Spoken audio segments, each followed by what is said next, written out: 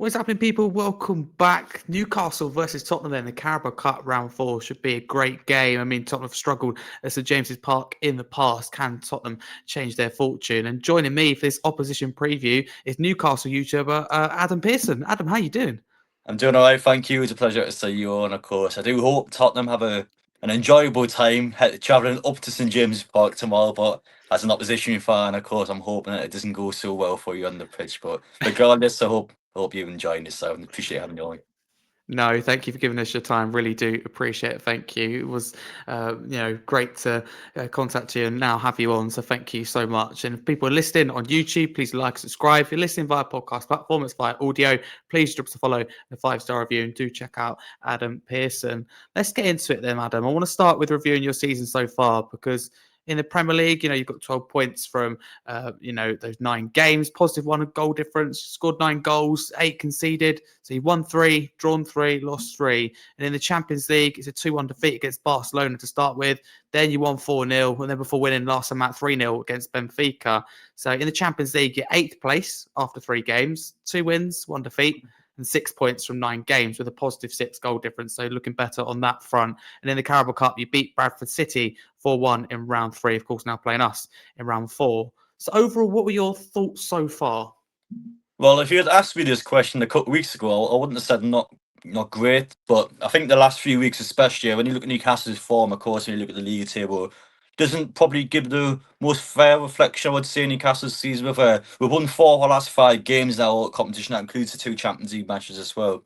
But when you look at Newcastle's form in the league, like especially away form, we've actually drawn 0-0, 0-0, 0-0, and then lost 2-1 to Brighton. That's actually been our away form this season, and I think that tells you exactly the story. Newcastle just hasn't been scoring goals for the most part. Of course, that has changed in recent weeks, but you've had a season where you've had a huge transition change because, of course, we've lost Alexander Isak and bringing Nick Woutamaar in. It's 2 completely different strikers, so before you even look at the background of that, it's always going to be quite a big season for Newcastle in terms of changing the team up, and it's been a case where Johan Wissa, our 55 to 60 million pound signing, has not even kicked the ball for Newcastle yet, and he still hasn't been able to do that so far. So that's also been something that's unfortunately been dragging us back somewhat. I think it's a story where Newcastle's been great at the back, but haven't been great up front. And while it has been positive in recent weeks, it's still something in the back of our minds that we need to make sure Newcastle can stay on top of. But going into this game, you've probably caught us at a bad time, to be honest. I think Newcastle now has a lot of momentum going for us, and of course, I'm sure you're going to mention it shortly, but Tottenham's record at St James's Park is it's fairly questionable. Would be one way of putting it. Exactly, Adam. Thank you. That's definitely one way of putting it. I mean, I think it's getting better though. It's gone from like 6-1, isn't it, to 4-1, and we're going down slowly but surely. So fingers crossed. But for Spurs' point of view, but you never know. But can I ask before we move on that striker situation? Do you think in the end you got a good end result? Because of course you saw Callum Wilson, and you mentioned there Isak. I know how you feel about him. Leave, and you brought in Altamada and Vissa. I don't know about you. I just look at Altamada and go, what a player! You could even be better than Isak. Well, yeah, I think you've got to look at the evidence of the 2 strikers that are left. Of course, Callum Wilson left as a free agent, scored just once for West Ham so far, and he's not even starting for West Ham. That's a team in the bottom 3, so it tells you a lot about, unfortunately, at this stage in his career, he just hasn't quite got the pace anymore to be able to play in the Premier League. As for Isak, on all competitions since leaving Newcastle United, he scored 1 in 11 games at Liverpool, which is a real bad return for a striker of his quality. And of course, as a Newcastle fan, I may have a bitter response towards him, but I think you got to look at the evidence. He just hasn't been able to produce goals so far. Whereas Nick Woutamaar, I think, has scored 6 in all competitions, including his national team. So a fairly good return from a player that's never played in the Premier League before. So in terms of the output, we've got 1 striker that's through the door playing well, 1 striker that's through the door hasn't played at all, and you've got 2 strikers who are both left and are both not performing. So I would say Newcastle has done well, and that's before you even look at the finances. You're talking £130 million, the Premier League transfer record for a player that scored once against Southampton in the League Cup. So you would have to say, in our point of view, so far, don't want to jinx it, but so far it's been a very good return from Newcastle from what has been a up and down summer transfer window. It'd be fair to say it's certainly left your business late, but you don't want someone like that, do you, hanging around at the club? If they don't want to be here and it just like, you lose almost that connection with the fans. It's not healthy, is it, to have someone like that around? You don't really, as good as Isak can be, it's not healthy, is it? Well, no, you've got a player there that's going to actually physically refuse to train and play, and I think he's a player anyway. Once you've got a football player that wants to leave your club, you shouldn't be keeping them around realistically. And in the end, I think Newcastle's got a good result from it. It might not have been an ideal summer for us, and I think it has affected us on the pitch for the first few games of the season. It's over and done with now. You look forward, and I'm certainly been happy how Newcastle have been doing in recent weeks. So it's in the past now, and I think Newcastle, once we get our players back together, Johan was on the squad, I think we will start to properly see the output of our attacking players. Absolutely. Moving on to Tottenham, be honest, how do you view Tottenham as a club and their supporters? Is it a case of respect? Is it envy? Or do you not really care about Tottenham and the supporters necessarily?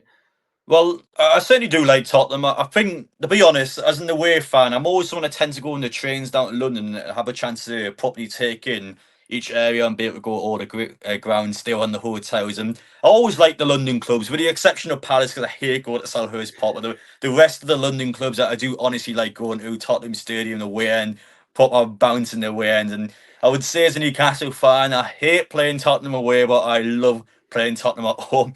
Of course, looking at recent results, you conceded 12 goals in your last 3 matches at St James's Park. That's a truly big hurdle you need to come out of tomorrow. And of course, looking at the Carabao Cup fixtures, I would actually argue, looking at the fixtures, I think Tottenham's got the hardest one of the lot that I can see. Of course, going to St James's Park, and before you even look into Newcastle and how our home form is, you are taking on the Carabao Cup holders. I think if you're always going to be taking on the winner of the competition, you're going to have a team there that's going to want to make sure they don't lose it, especially in one of the earlier rounds. But honestly, Tottenham as a football club, yeah, I like them. Probably, I don't know where I'd rank them in my London clubs, because I never actually thought about that, to be honest. I might have to do No. that one day and rank them amongst all the London clubs. But they're definitely up there. I do honestly like Tottenham. I like going down there, and I've never had a bad experience with a Tottenham fan. So I would say that's certainly a plus in my point of view. But yeah, looking forward to the game tomorrow. But I do have to admit, I think it is a very hard fixture for you. Absolutely, do share that. Thank you, Adam. And I just feel like, St James's Park. I mean, you may be able to, I'm sure you agree with this, that it just feels intimidating to go as an away fan. And I always think that it's almost like having a 12th man when you go to James's Park that the opposition in Newcastle do have. I just feel like they back the team a lot. And we currently don't really see in football where, there's sometimes discontent between the supporters and the players, or the supporters and the club. Look at Wolves right now. If Newcastle, not in terms of down the bottom, but went through a difficult couple of months, I believe your fans would unite still behind Eddie Howe and behind the team. Do you feel a sense of like connection and community at Newcastle? Would that be fair to say? It's especially at home to James's Park. Yeah, I would say so. I feel like supporters, of course, you see every football could have a couple of bad results. You always have some supporters maybe on social media be a bit negative towards the team and the club behind the scenes. But I think especially at the stadium, you always see the support there regardless how things go. And Newcastle, historically, when you look at a club before the takeover, always was a team that had a real good home support, and always a team that was very fan base that was very boisterous towards their club. But certainly since the takeover, you see Eddie Howe. You've seen it over the last couple of years. We've been in the Champions League. We've finally ended our trophy drought, just like you guys were able to do so last season. It was one of them ones where I think you could compare Newcastle and Tottenham somewhat as well in terms of how the clubs reacted since winning silverware, and how the clubs have been able to then bounce on this season, perform well as well. So maybe a comparison in that sense. I'd actually argue in a couple of years as well, especially Newcastle moving stadiums as well, because we're going to be basically having a new St James's Park next to where the old stadium is. And I feel like, especially, I want to give you my honest opinion now, whenever you see new stadiums get built in the Premier League, I'm always a bit worried in how it turned out. But I think Tottenham's probably one of the better examples, actually. Of course, a multi-sport stadium, but still on the match day, I still think Tottenham's got a great home end, especially that huge stand behind the goal. I feel like when things go Tottenham's way, it's a horrible place to be able to play at. And thankfully for Newcastle, they seem to have a fairly decent record, I would say, in the last few years there. So again, in our point of view, it's a tough stadium to go to. Though. I think Tottenham and Newcastle, you'll probably see in a couple of years' time. I reckon there'll be a bit of a comparison between how the new stadiums are. Definitely. I mean, I get the comparison. Both often finishing at the moment anyway, similar in the table, and as you said, both been able to spend a lot more and have a lot more depth after winning a trophy and after the summer window. But Adam, can I ask you, who's one Spurs player, if you could choose just one, but having to choose someone, who would you take in this Spurs team that would fit into the Newcastle team? A lot of people like to approach it and go, where are the gaps, in your case, in the Newcastle team, or something, just go for the best players?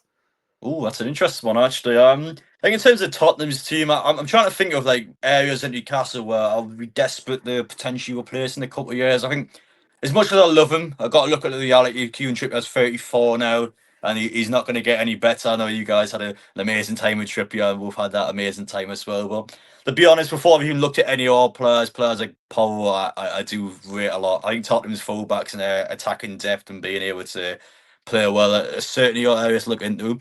To be honest, I haven't watched an awful lot of Tottenham this season, so I'm trying to actually think of key areas. Is there any areas you would recommend to me if you could potentially look in an outsider view? It's difficult. I think like Spurs are very strong, like through Mohamed Kudus at the moment, like on that right hand side. I think he's a player who could offer a lot. Of course, you have some excellent wingers, but like we're strong in midfield in terms of depth and also quality. But as you know, your midfield is fantastic. That's why I wanted to ask the question as well, because it's extremely difficult, and you'll know better than I do. I think you've got two fantastic fullbacks as well in Livramento and Hall. So it's difficult to say you want Spurs fullback. So maybe it's a lot of it is about depth rather than quality. Because Newcastle have a very strong team. But I thought I'd ask you that because I wasn't 100% sure who it would be if I had to choose for myself. But Spurs at the moment, like so far this season, the goals all been through Kudus scoring or assisting them, mainly assisting them, or from set pieces. Yeah, kudos definitely to be fair. In terms of our attacking options, as much as I hope and I will continue to support him, Langer hasn't kicked on so far. Newcastle has had a few decent games, but I still think a lot of people underestimate Drake and Murphy. Like, I know everyone kind of laughs about the Murphy and Isak comparison, but I'm telling you now, Murphy was a huge part of how good Isak was. His attacking quality and actually being able to set the striker up here. I think you'll see once he clicks with our new attacking options a lot more. But Murphy's an underrated player. No one talks about him. I would argue maybe a positive light on social media, but definitely a player that I think goes under a radar quite a lot. I think he is a lot better than people give him credit for. I think he got 20 goal contributions last season in the Premier League, which is mad when you put it that way. And so far, of course, got the big goal against Fulham as well. So we'll see how things go, Murphy. But I definitely would take Kudas over him, to be honest, if I had the choice. But I still think a lot of people do underestimate Jacob Murphy. Yeah, 100%. Well said. You always get those players that you're underrated. Definitely Yeah. Murphy for Newcastle. Thank you, Adam. I mean, in terms of your predicted Newcastle team, we'll get on to what you would do. But what do you think Eddie Howe will actually go with 1 to 11? How much rotation will we see? There'll be a decent amount of rotation, I would say. Maybe not loads, because I remember looking back at our first Carabao Cup game against Bradford City. I mean, it was a strong team. It was a very strong team, considering the level of opposition we were playing at St James's Park. And I expect the same tomorrow. I don't know if you had a chance to see Eddie Howe's press conference. We went into detail about how he loved the Carabao Cup win so much last season, and being able to see how united the city was celebrating the trophy win with the parade. And he basically said he wants it again. So but you got a manager like Eddie Howe, who of course has the capabilities and quality to be able to do what he says, and that it's certainly not a message of the Tottenham point of view. You guys might want to hear ahead of the game, but I expect the team to be a little different, but not by much. I think Ramsdale will start and goal over Pope, so I think that'll happen straight away. It'll be Trippier right back, I would imagine. Maybe Kraft actually, but I think he goes Trippier. I think he would. Centre half, so you got Botman, who's went out over with a concussion protocol from the last game, so he'll not be playing. I reckon there might be Chow and Shaw with Dan Burn left backs. I think there will be still a strong back line. Midfield will be a little different. I think Jacob Ramsey will be in there, and it'll be one of Bruno or Tonali, and then the other one being either Miley or Jordan. And I think that's probably going to be the biggest question mark, perhaps, in who the midfield options are. But you've got 5 players there, all with very good experience in high level competition as well, so they're going to be good options. I think Alanga does come into Jacob Murphy, so I think Alanga would start alongside. Could be a rotation with Barnes coming in, but I actually think you'll stick with Anthony Gordon. I think you'll go Gordon, Alanga, and then it'll be Nick Rotemar up front. So that's all. Believe it or not, that's our rotated team. It's still an incredibly strong team. I think Eddie Howe will throw players in there, especially now with wanting to play 3 times a week in the Champions League as well. So despite Newcastle changing up, I still believe we'll have a very strong team ahead of the game tomorrow. Fair enough, and that's good. Both teams have got injury problems. That you're both your fullbacks, and we've got quite a few out at the moment. It seems to be getting longer, but we can both make 7, 8 changes easily and have 2 strong teams. So Yeah. that's like to get in that position is fantastic. But Adam, what would be your team if you were the Newcastle manager? If you had that opportunity to pick your 11, what would it be? Anyone in particular you really want to see start in this game?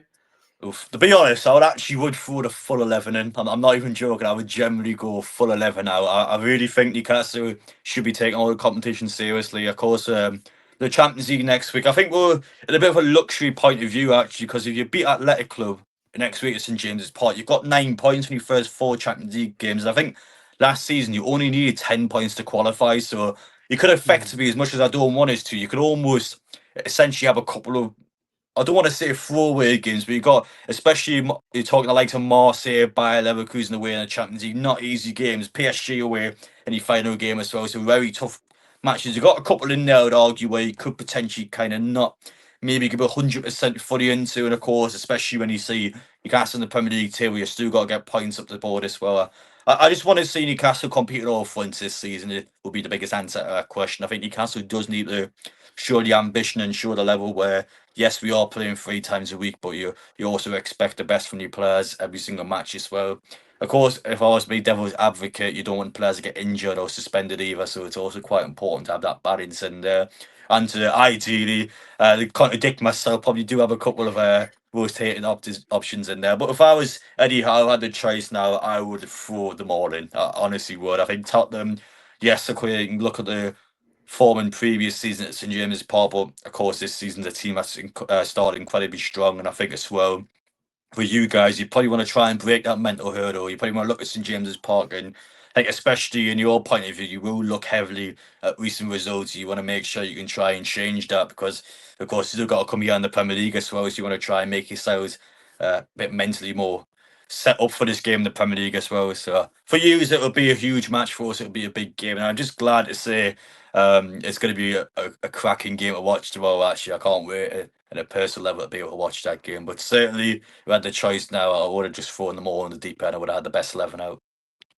Love that, and I share that. Of course, you want to see a tiny bit of rotation, like I think you mentioned there, and the same from Tottenham point of view. You know, change the goalkeeper, I probably would, but you're right. You want to see us go serious, and both managers seem really serious about taking all competitions. You know, treating them with all respect and going for it 100%, which is what we want as fans. But Adam, can I get your score prediction and also your scorers for this game? Because it goes straight to penalties if it is a draw. Well, I'm hoping it does not go to penalties because I would just be breaking it.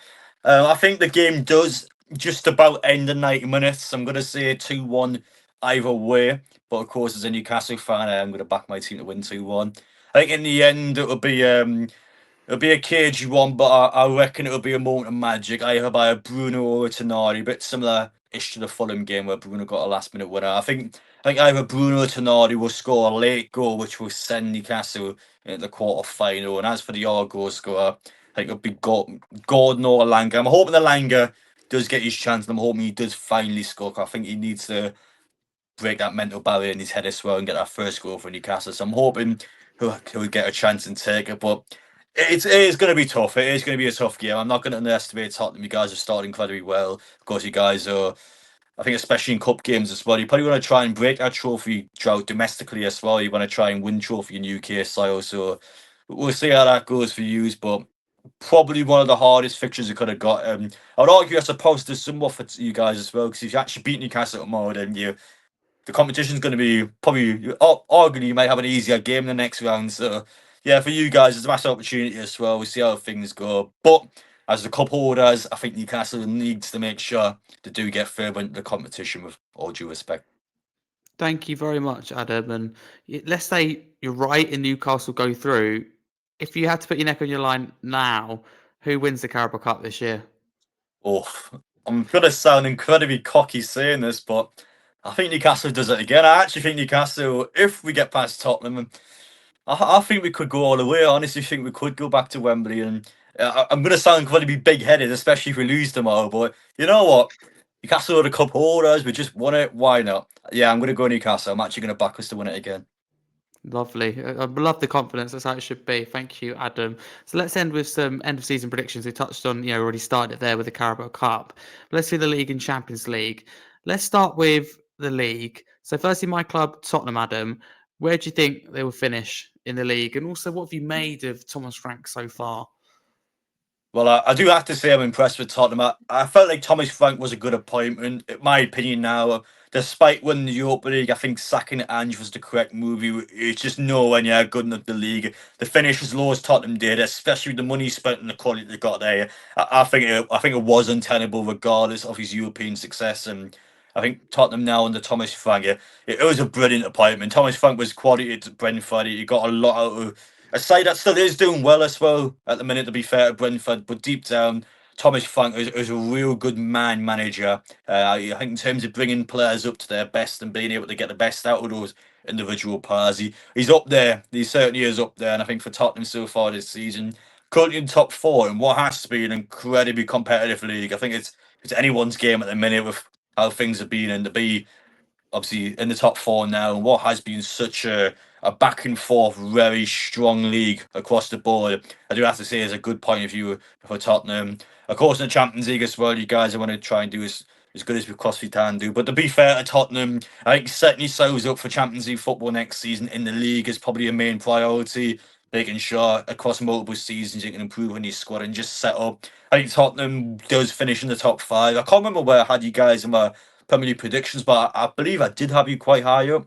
Yeah, fourth or fifth. I think I'm going to go for Tottenham. I think it does get Okay. Champions League football next season. Of course, you've already know my predictions in the Carabao Cup, but for the Champions League as well, yeah, knockout phase. It just depends on when you get teams. I would say the same for Newcastle. All it takes is a team like a Real Madrid or a massive, massive European side that come up straight away in the round of 16. You're done for basically. So it's going to be a tough one. It just depends how the look of the draw goes. I think Tottenham does get into the knockout phase of the competition. After that, we just have to wait and see what teams you guys get. And I see the same towards Newcastle as well. I think we do get into the knockout phase, but we'll have a look in opposition fixtures once we see them. But for Tottenham, yeah, I think Champions League qualifications the main priority, and potentially a run in either domestic cup competitions. You want to try and finally, of course, win silverware in UK soil. So we'll see what happens there. But yeah, I think you do get in the Champions League. Okay, thank you very much. Appreciate that. I don't think I'd absolutely take that. And we're getting through to the knockouts in Champions League. Definitely doable with the games we've got, even top eight. But what do you make of the new European format? Obviously, second year of it being trialled across the Conference League, Europa League, and Champions League. Are you a fan of the new league phase over the groups? When I first seen it a couple of years ago, I didn't like it on a first impression. But to be honest, when you actually see your team play in the competition, I have to say I think the flow works quite well. I know I'm saying that we're playing three times every single week, but with the domestic cup competitions in there, it's just non-stop football, and I actually think the flow of the competition and the competitiveness of the competition as well. I think it's just a much better format. I actually do like it. I know 2 years ago, for example, when Newcastle had awful squad depth and we didn't have enough players to even field 11 in a competition like the Carabao Cup, I would have hated the new format. I would have been so negative towards it. But to be honest, I think the Champions League seems to be better to watch as a result. I think the games you actually watch every week in the Champions League, of course, the dates and just the matches being played on a weekly basis as well. I just think the flow of it's much better. I think fans seem to enjoy it a lot more if you are in the competition. I just think, in terms of football, I'm watching Newcastle play every 3 or 4 days, every single week, and I just love it. I just love how much football is on. I can't get enough of it. I, and maybe if Newcastle weren't playing well in the Champions League, I might feel differently. But no, I think the format is good. I think it's healthy, and I think it does seem to work, even though on a first initial basis, I might have not liked the way it looked. Yeah, I felt the same. I was like, really, why are you changing something that's not broken? One, fix something that's not broken, but I do like it. I share that with you. All that's left, Adam, is then to say we think Newcastle will finish in the league. So you said that Champions League and Tottenham in the Premier League. Where will your club finish in the league? Well, well, so far, it's just been awkward. It's not even just where Newcastle is as well. It's where a lot of unexpected teams are as well. God forbid, I don't want to mention them, but Sunderland obviously has Sunderland. started incredibly well, and I think they're a team that's probably going to do well for a decent amount of this season. There's just loads of teams in there. It's a horrible league. I think once a lot of games, as you've seen so far, go on Newcastle, you've got to keep playing well in the league as well. And so far, we're just.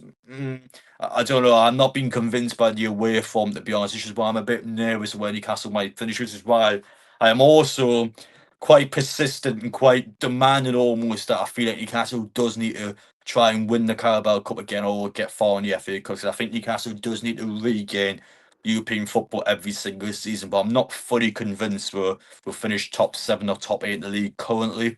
Well, trying to be too negative. Newcastle needs to. I'm going to be honest. We need to finish top 8 and make sure you get some form of European football every single season on a competitive basis. However, I would definitely take winning potentially the Carabao Cup and just going into the European football that way as well. But yeah, to be honest, it's still too early to call. As a Newcastle fan, maybe a bit of bias in there. I'm going to go 7th. I think we do get European football, but that's more of my heart than my head thinking there, because I just don't like Newcastle's away form, to be honest. It hasn't been good, I would argue, for a couple of years in the Premier League now. We need to be beating good teams away, and we just don't seem to be doing that. So we need to keep an eye on that. But yeah, I think you get the Champions League. I think we're getting the knockout phase of the competition, but again, it just depends on what team you get straight away.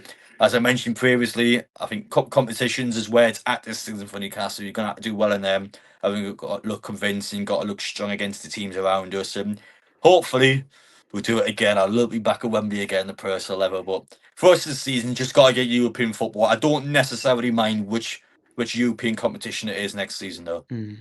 No, I fully agree with that. I mean, Thomas Frank's first season, for example, with Tottenham, I think it's European football of some kind and be competitive in all competitions. But it's funny, Tottenham Newcastle, I think it's similar in so many ways, but different in terms of the form. You said there that Newcastle don't seem to travel well, but have very good home form. But for Tottenham's been the opposite. Like at home, we've lost to Villa, we lost to Bournemouth, we just about drew to Wolves. They've been very good at home. How do you think that Tottenham can improve their home form? Is it something that, from an outside point of view, you think could be solved instantly, or is it just over time?